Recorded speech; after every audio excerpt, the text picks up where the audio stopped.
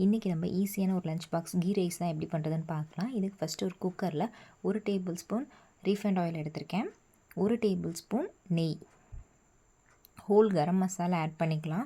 இதில் வந்து பட்டை, கிராம்பு, லவங்கம், ஏலக்காய், கல்பாசி, பிரிஞ்சி இலை இது எல்லாமே போட்டு ஆட் பண்ணிவிட்டு அது நல்லா பொரிஞ்சதுக்கப்புறம் 3 பெரிய வெங்காயம் நீல வாக்கில் கட் பண்ணி வச்சுருக்கேன். அந்த பெரிய வெங்காயத்தை ஆட் பண்ணிக்கலாம். வெங்காயம் இந்த சாதத்துக்கு அதிக அளவுக்கு வதங்கணும்னு அவசியம் கிடையாது. காரத்துக்காக பச்சை மிளகாய் மட்டும்தான், மற்ற எந்த ஒரு ஸ்பைசஸ் பவுடருமே நம்ம ஆட் பண்ண போகிறது கிடையாது. அதனாலே இந்த சாதம் வந்து ரொம்பவே டேஸ்ட்டாக இருக்கும், சிம்பிளாக வேலை முடிஞ்சிடும். இஞ்சி பூண்டு பேஸ்ட் 1 டேபிள் ஸ்பூன் ஆட் பண்ணிக்கலாம். இஞ்சி பூண்டோட பச்சை வாசனை போனதுக்கப்புறம் மற்ற எல்லா ஐட்டம்ஸும் ஆட் பண்ணுங்கள். இஞ்சி பூண்டோட பச்சை வாசனை போனதுக்கப்புறம் தான் ஆட் பண்ணணும், அப்போ தான் டேஸ்ட் வந்து நல்லாயிருக்கும். இப்போ இஞ்சி பூண்டோட பச்சை வாசனை போயிடுச்சு. இது வந்து ஆப்ஷனல் தான், அந்த வெஜிடபிள்ஸ் போடுறது. நீங்கள் வெஜிடபிள்ஸ் போடாமல் கூட பண்ணலாம். நான் பீன்ஸ் கேரட் இருந்துச்சு, ஸோ கொஞ்சமாக பீன்ஸ் கேரட்டும் ஆட் பண்ணிவிட்டு இந்த சாதத்துக்கு தேவையான அளவு உப்பு ஆட் பண்ணிக்கிட்டேன்.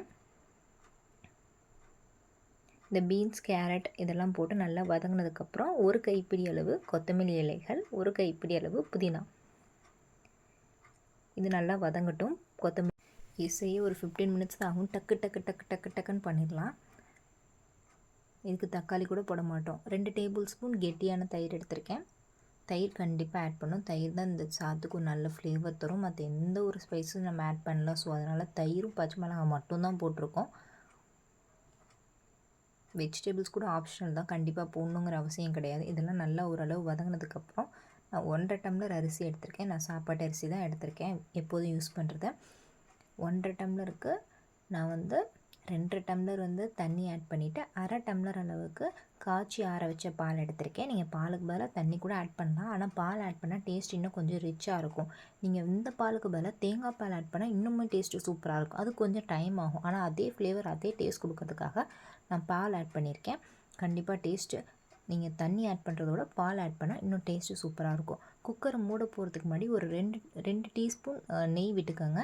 அப்புறம் குக்கர் மூடி வச்சுட்டு 3 விசில் விட்டோன்னா சூப்பரான கீ ரைஸ் ரெடி ஆயிரும். சும்மா டக்கு டக்கு டக்கு டக்கு டக்குன்னு ஈஸியாக லஞ்ச் பாக்ஸ்க்கு டேஸ்டியாக பண்ணுறதுனா சூப்பராக பண்ணலாம். இது கூட வந்து சன்னா மசாலா சூப்பராக இருக்கும், தாளிச்சா சூப்பராக இருக்கும்.